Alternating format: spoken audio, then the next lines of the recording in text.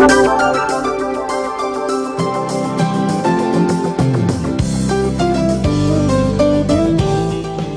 les images que vous voyez là, ce sont les images de Sylvain Fortin, qui est père de 2 enfants, dont un est atteint de trisomie 21. Et oui, ça fait peur. Et lorsqu'on parle de trisomie 21, on entend souvent le nom aussi mongol. Et oui, on a des préjugés. Oui, quand on voit un enfant comme ça, on me dit « pauvre petit, pauvre père, pauvre mère », puis « oh, que c'est pas un cadeau, que ça doit pas être facile ». Bien, Sylvain, lui, a un tout autre discours que celui-là. Sylvain Fortin, bonjour, bienvenue à l'émission. Bonjour, merci. Vous avez un autre discours, comme je disais, parce que au début, vous étiez un peu comme plusieurs personnes.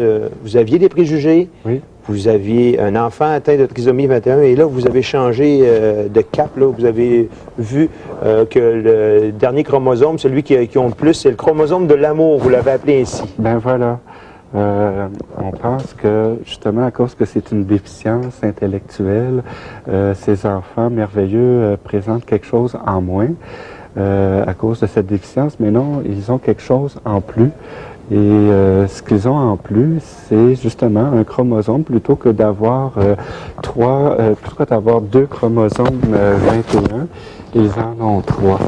Et c'est ce qui caractérise la trisomie 21, qui n'est donc pas une maladie, mais un état caractérisé par la présence d'un chromosome supplémentaire au niveau de la 21e paire de chromosomes. Et ben, ce que j'ai appris avec ma vie, avec Mathieu, que je partage à tous les jours avec lui depuis 5 ans, c'est que, évidemment,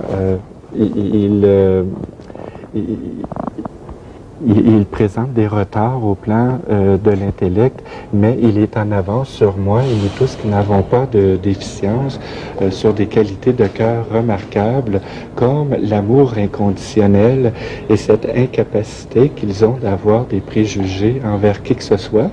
Et par leur exemple... Des êtres bons. Des êtres bons. Là. Exactement. Puis par leur exemple, ils nous invitent au dépassement de nos limites personnelles. Parlons de votre campagne de sensibilisation. Vous avez décidé de faire ça à vélo. Là. Comment vous procédez? Vous avez parti du Vieux-Port de Montréal le 1er juin dernier. Le retour se fera au même endroit le 3 août prochain. Et vous parcourez comme ça toutes les villes à vélo? Oui, chacune des 16 régions du Québec. Alors, je pédale environ 100 km par jour et ce n'est pas un sprint, c'est, je dirais, une randonnée de fond. Hein, ça fait plus appel à l'endurance qu'à la vitesse. Pourquoi en vélo? Mais c'est parce que ça donne un rythme plus lent, plus convivial, plus chaleureux à la campagne. Ça permet d'entrer en relation plus facilement avec les gens. Vous parlez de sensibilisation. Est-ce que vous ramassez des fonds également pour la société? Parce que votre société s'appelle la Société québécoise de la trisomie 21. Oui, qui est un organisme national. Vous vivez québécois. De quoi, là?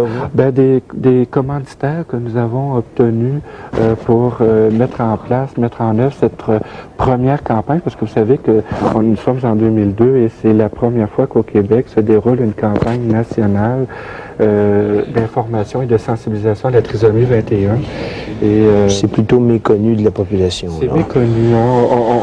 On a des préjugés. C'est Albert Einstein qui disait que il est plus facile de pulvériser un atome que de pulvériser un préjugé.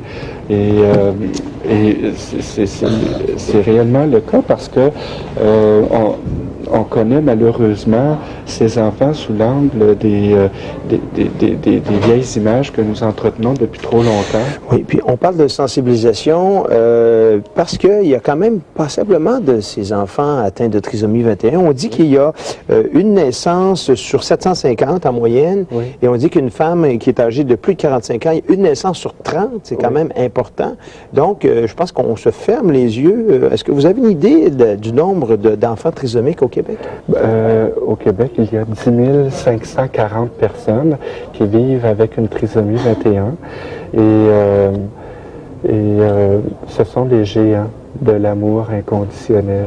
Vous savez, pour emprunter les mots de Scott Peck, ils sont depuis leur naissance et toute leur vie durant sur ce chemin si peu fréquenté que de la maîtrise de ce grand art de l'amour inconditionnel. On va parler un petit peu avec Olivier, qui est votre autre fils, Oui. et lui n'est pas atteint de trisomie 21. Comment ça va, Olivier? Très bien. Très bien. Et toi, tu as un frère qui est atteint d'une maladie qui s'appelle trisomie 21, là. Et puis, tu le connais bien, ton frère, là. Il est spécial. Oui. T'aimes ça?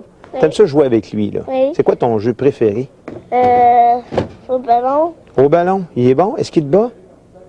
presque pas. Toi, est-ce que tes amis, ils regardent ton frère d'une drôle de façon? Ou est-ce qu'ils t'agacent des fois où tu leur dis, hey, mon frère, il est comme toi et moi, là? Qu'est-ce que tu leur dis? Un peu moins. Je veux dire, tes amis, est-ce que des fois, ils veulent rire de ton frère, là? Des fois, oui. Oui, qu'est-ce que tu leur dis? Non. Tu leur dis de pas rire? Non. Puis ensuite? Hein? Mais tu es plein d'amour puis plein de gentillesse. Tu lui fais des gros câlins des fois, là, puis tu l'aimes beaucoup? Oui. OK. C'est important, ça aussi, pour Mathieu comme pour Olivier, cette interaction-là. Là, et, Moi, ce que je constate, c'est que Mathieu, sur nous tous dans la famille, a un impact extrêmement positif et enrichissant.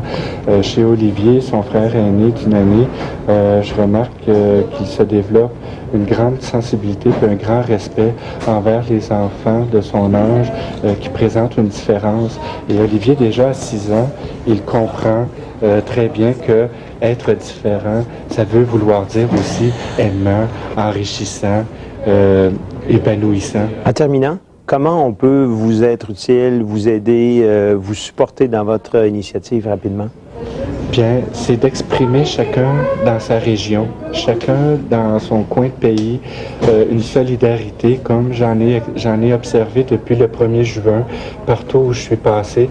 C'est de se solidariser envers chaque personne, chaque enfant, chaque adolescent, chaque adulte qui vivent avec une trisomie 21. Et c'est vraiment se solidariser avec chacune de ces personnes. Et je pense que c'est tout le monde qui va en sortir grandi. Je vous souhaite une très bonne fin de campagne de sensibilisation. C'est gentil, merci. Bonne vie et beaucoup d'amour. Merci beaucoup. Merci beaucoup d'être venu à l'émission. Et là-dessus, on se retrouve après les actualités régionales pour le mot de la fin. À tout de suite.